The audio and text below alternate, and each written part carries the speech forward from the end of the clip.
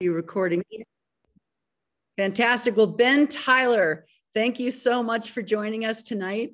I know that the topic of compliance is not necessarily the most fun topic on the planet. However, it is an absolutely critical part about a company's sustainability. So I really, really appreciate you coming on and giving us a little vision into what ASEA is doing to make sure that the company is safe as we move into the future here. Thank you. I hope everyone can hear me okay. We can hear you great. When the host before mentioned that you were going to have an exciting training, I thought, oh, they must have found somebody else to come on. I want to just add a word of on behalf of Bo. Sorry, I did that earlier. I had the good fortune to be able to spend time down in Ecuador with Cindy and Bo. And you know how people say, as kind of a cliche, that their thoughts and prayers are with someone. My thoughts and my prayers really are with Bo. And he's just a wonderful guy. And I hope that he can get a speedy recovery. I'm grateful to be able to talk with you. I know there are a lot of people out there that are listening and probably expecting something a lot more exciting than what I may give. But I know that when you're talking to the attorney for a company, your expectations are pretty low. So maybe it's not going to be hard for me to beat those. I just want to start out by giving you a little bit of background about myself and where I've come from in the industry. I've been in probably, I guess it's now it's going to be 24 years this spring. I started out with a company called Tahitian Noni Marinda. I don't know if any of you remember that company.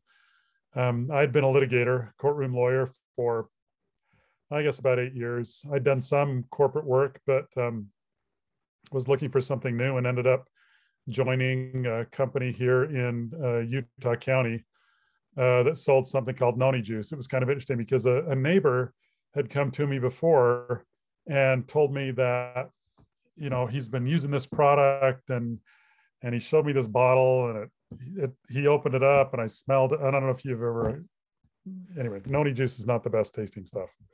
And I remember him telling me that it healed his knees. He had knee problems and that he was drinking this stuff and it cured some issue with his knees. And I thought, oh, that seems kind of strange. And then within a couple of weeks, I had contacted this company, ended up joining them as their first general counsel. And I stayed with them for about seven and a half years.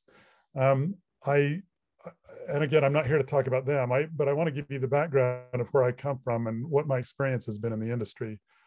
I stayed with them, again, 7.5 years. We went from 50 million to about $500 million, I suppose. Opened up a lot of markets internationally. I traveled all over the world and had both good and bad experiences with regulators and others, and then left. And I ended up joining a startup in Japan. I was one of the founders of that. I speak Japanese and I've lived in Japan. And so it was kind of an interesting opportunity to be there at the ground up. And I thought, this is great. You join at the beginning and it's just going to grow like crazy and you're going to make $1 bazillion and life is going to be wonderful. Well, as we all know, there's a lot of work. In fact, I remember telling somebody about this same time, I had a neighbor that came to a yard sale and we were selling a rowing machine and we had it out in the front yard and my neighbor was looking at it and she said, "Hey, that looks interesting." She said, "Does it work?" And I said, "No, you have to do the work yourself." And I think there's a lot in network marketing that's kind of summed up in that whole experience. I ended up being with this Japanese startup for about 3 or 4 years, and I did everything. I mean, I helped write marketing plans. I helped do advertising material. I did conference calls. I did recruiting calls. I did weekly calls like this one. And it ultimately failed. I then went with another company, and I did work for some successful companies too. So I'll get to those in a minute. But I did a second one that was more of a kind of a whole food powder kind of a company. Again, I was a founder, invested a lot of my time and my money, and did the same kinds of things, worked hard, and it didn't take off. And at about the same time, I remember when this was about 08. that I started with this other company. And I remember after a couple of years, because I live in the Linden area, actually, I live near where the warehouse is now. And I remember driving by and I saw this building and it had this ASEA word on the side. And I thought, oh, I wonder what that is. And somebody says, oh, they just sell salt water. I thought, oh, huh. Didn't think very much about it. I ended up joining doTERRA, which I know a lot of you have heard of. I was there for 2 years and then was recruited to come to ASEA. And I remember at the time, and I know all of you probably remember your first experience with ASEA. You know what I mean? It's one of those experiences like, where were you when you heard about 9/11? Or where were you when you met your spouse? One of those kinds of things. It's one of those life-changing experiences when you seem to record it more in your long-term memory. And I remember being interviewed by Chuck and by Jerem, and just having a real strong feeling like this was a good place to be. I didn't know those guys very well, but I kind of had a feeling about them. I say that all because I've had sort of the ups and downs of the network marketing industry. More downs probably than ups, like a lot of you. And so just so you know where I'm coming from when I talk about this company, I don't ever want to go through either a startup or joining another company again. For me, and I know it's kind of a cliche with some in the industry, but they talk about this being your last company. Well, this really is my last company. I don't want to go anywhere else. And so my motivation is very personal. I'm sure I've not met everybody that's on this call, but I've probably met some of you, and some of you have met me. And I've met a lot of other distributors, not just in the US, but around the world. I know a lot of the employees. And I feel a sense of obligation, almost stewardship, I guess, with all of you. And so when we start talking about compliance and protecting the company, my job is just that: make sure we stay in business. Have any of you ever heard of a SWOT analysis? It's called strengths, weakness, opportunities, and threats. And Tyler Norton is nothing if not strategic. And so we generally will do a SWOT analysis every year. And I remember the first year we did one, the company talked about the strengths of the company, our sales force, the good culture that we have, the ethos training, and the weaknesses that we have. We just have, at that time, it was just a couple of products. We talked about the opportunities we have. Redox is really going to be opening up, and there's not a lot of people that are talking about it. It's a huge opportunity. And we started talking about the threats. And the more we talked about the threats, I realized that's my job. Everything that we're talking about as a threat is dealing with my department, the FTC, the FDA, and those kinds of things. So I see some of the things that can keep some of us up at night, and my job is to make sure that as few people are staying up at night as possible, if we can put it that way. It's kind of like the old, if any of you have seen football players, especially those big linemen, and you look at their knees, and a lot of times, especially back in the 70s and the 80s, those guys would go down because of knee problems. And now they wear these big braces. Again, I don't know if you've ever seen them up close, and it kind of restricts their movement in a way. They're not able to run as quickly or move as fast or be as agile, but their knees last a long time. And that's kind of the goal. A lot of you have put in a lot of work into this company, just like a lot of the employees have. And the shame or the frustration or the disappointment of having to shut those things down is really tough. Again, I can say that because I've done it. At the same time, I also know that the most compliant company in the world is not going to do you any good if you don't have what do you call them, sales. I tell people that when you're in a company, know the success can compensate for a lack of sales.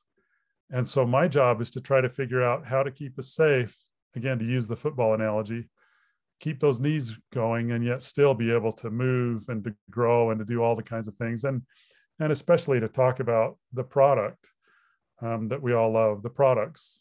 And So that's kind of my background and my introduction. Again, when you're a lawyer and you get paid to talk, you tend to talk a long time. So I'm going to try to break it up because I even get bored when I hear myself talk, and I can't imagine what you must be going through now. So Cindy, you feel free to stop me. I think if it's okay with you, I'm going to talk just a little bit about just sort of the nuts and bolts of compliance, things that we worry about, and jump in and tell me if I'm saying anything that's incomprehensible or not. Yeah, that'd be fantastic. Yep. Just give us the tracks to run on. Okay. Well, if you're going to learn about compliance, at least in the United States, and I assume that most of you are in the United States, there may be some that are outside the United States. And so some of what I say may not be directly applicable to you, but the bulk of what I'm going to talk about is in the United States. And I notice Canada there, and I'm sometimes people joke about Canada being the 51st state. From a regulatory point of view, it is definitely not. It is a separate country. And so what I say may not necessarily be applicable either to Canada or to Australia. And I apologize for that. The things that I'm going to be talking about, we can use somewhat by analogy, but because of the regulatory situation in those two countries, we're just not able to say the kinds of things about the, especially the redox supplement product, the liquid product that we can in the United States. It's been a frustrating thing, I know, for a lot of people. And every time I talk with someone who's out of the United States, they get really, well, what can I say? And I'm really sorry that in these countries, just to sort of give you an idea of, let me explain a little bit of the background, because that's probably a conversation you might be interested in hearing. In the United States, there's a regulation called the Dietary Supplement Health and Education Act. The acronym is DSHEA or DSHEA. You can impress your friends if you refer to the DSHEA Act. It was passed in 1992, and it talks about the marketing of nutritional supplements. A lot of you probably know in most countries, including the United States, that for you to make drug claims about a product or any kind of curative claims, you have to have approval from the equivalent of the FDA.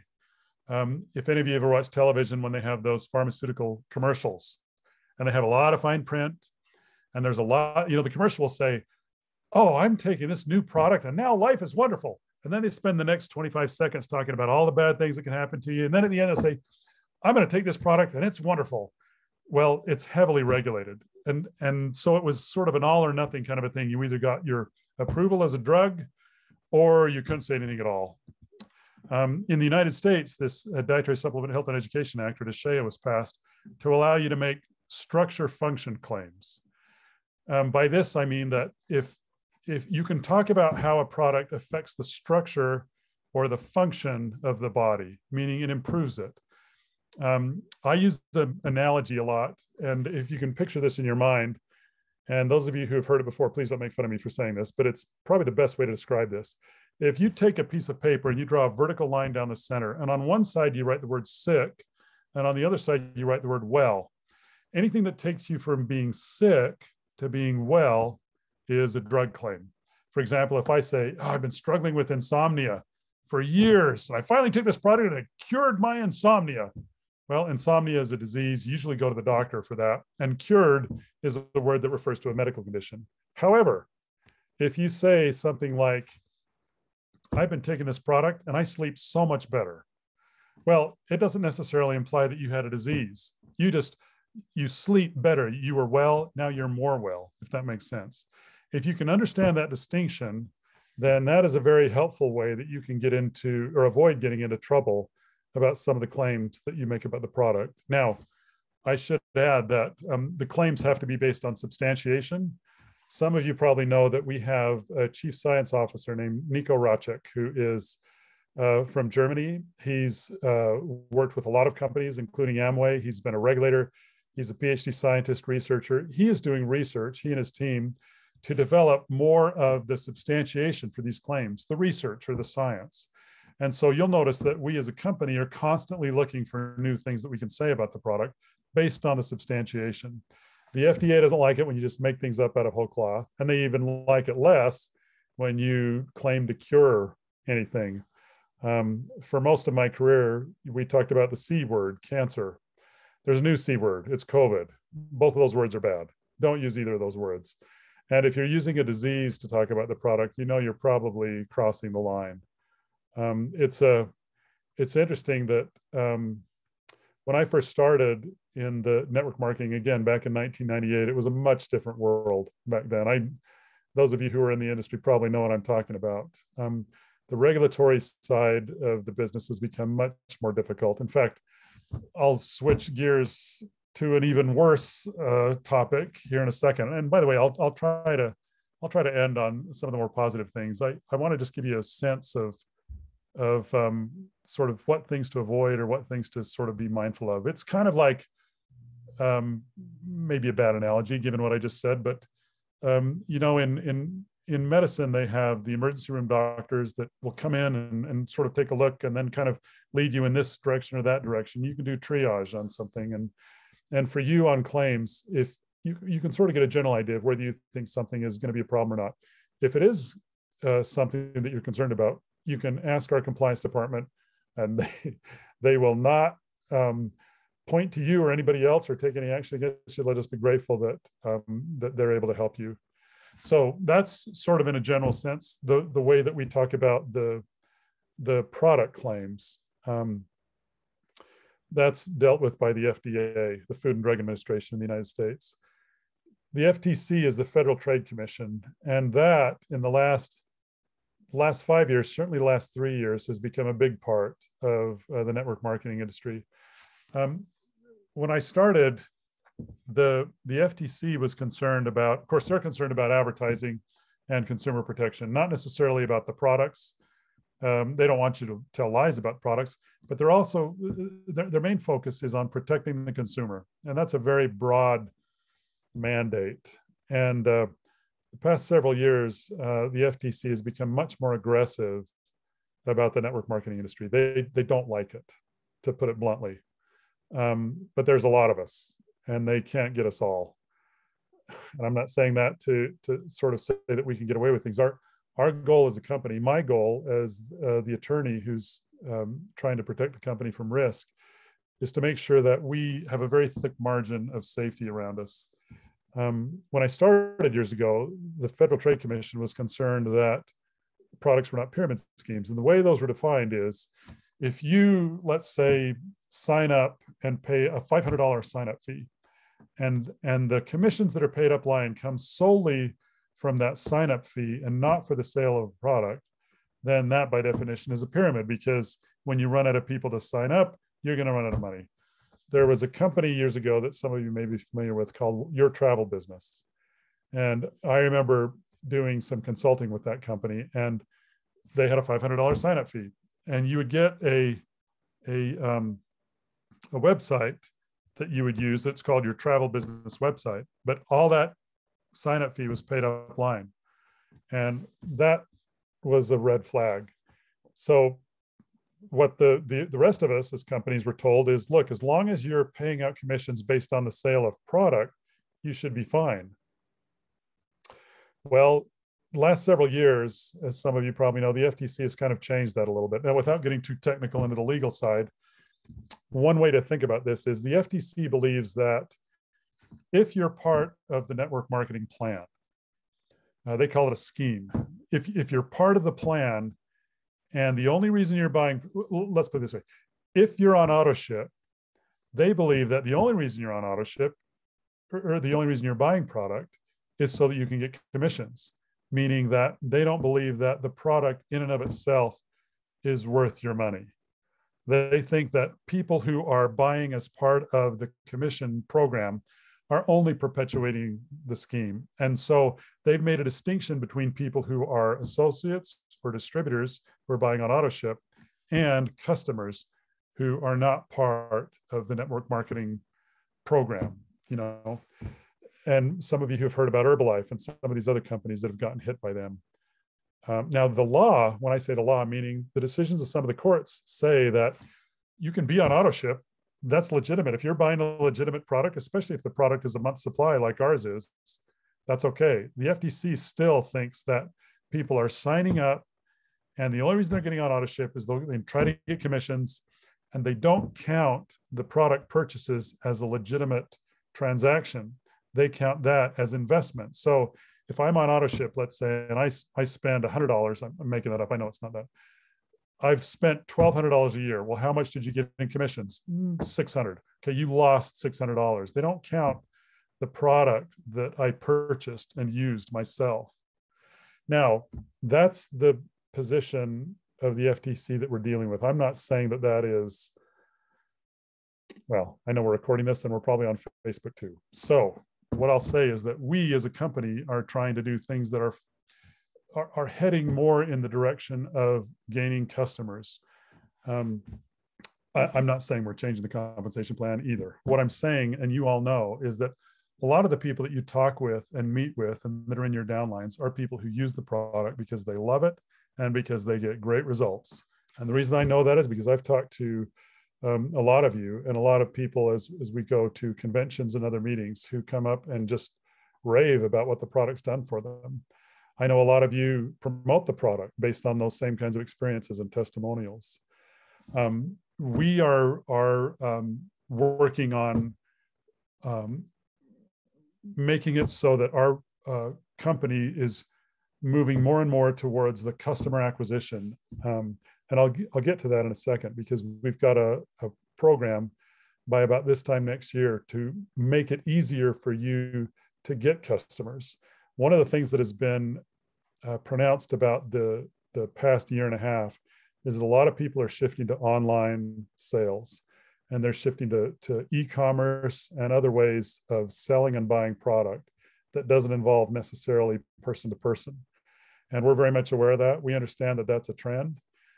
We understand that there is a demographic that is very much into e-commerce and social media that has not necessarily been the one that we have been using as a company. And that we think as we shift into this area, that you as leaders and you as the people who are building and working in your organizations now will be the great beneficiaries of that as we sort of expand the pool of potential customers and people to buy the product.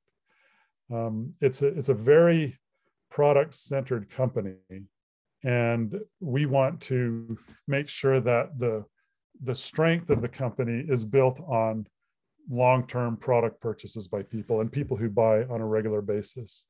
One more thing about the FTC. The FTC doesn't like it when you make exaggerated income claims. I know some of you in the past have probably heard the word or the phrase financial freedom. That's something that's been around the industry for a long time. Financial freedom, join our company and you can gain financial freedom. That's become kind of a trigger word. I was going to say it's the F word, but that has a different implication, so I won't say that. It's a phrase that you should avoid. When you're talking about the compensation plan and the opportunity and the chance that people have to make some money, be sure that you're honest, obviously, that you don't exaggerate. Again, speaking from the position of the Federal Trade Commission, they recognize that the vast majority of people don't make a lot of money. A lot of them, as we know, they may just be happy to get their product for free. And for a lot of people, that's perfectly fine. Sign up a few people, you can help. A few $100 extra a month can mean a lot to a lot of people. And the vast majority of the people, that's all they want. I don't know if any of you have seen the Lula Rich documentary that's come out recently. It's really uncomfortable. And I don't necessarily advise doing that, but there are a lot of companies out there. It's like the old joke about lawyers. They say, don't judge all lawyers by the 95% that are just bad examples. I think it's reversed in network marketing. There are a few companies that give the rest of us a bad name. As you know, we're involved in a lot of,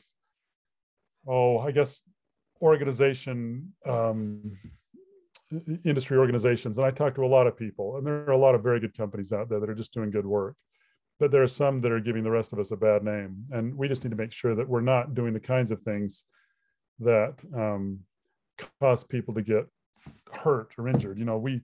We return product when we can. We don't charge huge upfront fees. We do the kinds of responsible things that allow people to consume the product, buy it, sell it to their neighbors and friends, get other people to earn extra money without causing people to spend a whole ton of money and be disappointed. And that's one of the things that we're really focused on. Now, again, I've only got 5 minutes left. I tend to talk a lot, and I hope I have said some things that might be helpful, but I want to leave at least 5 minutes to give a rebuttal from Cindy, if there's anything else that either she would like to hear from me or that some of you may have questions about. No, I think it's been so helpful, Ben. ASEA has always been based in philosophy and principles of integrity and authenticity. And, people in ASEA tend to be honest people telling the truth and really protecting Virtus's baby, knowing that he has given this incredible discovery over to the people. And we take that, responsibility, very seriously. So, the last thing we want to do is mislead somebody by making, by over-promising and under-delivering. Right. We'd rather do the opposite. So, yeah.